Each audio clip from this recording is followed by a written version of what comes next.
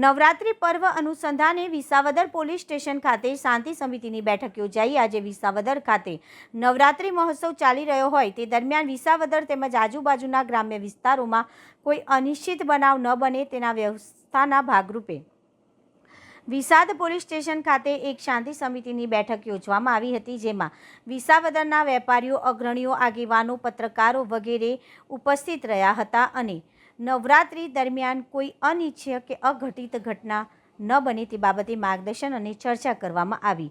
Reporter Shyam Chavda, Visavadar.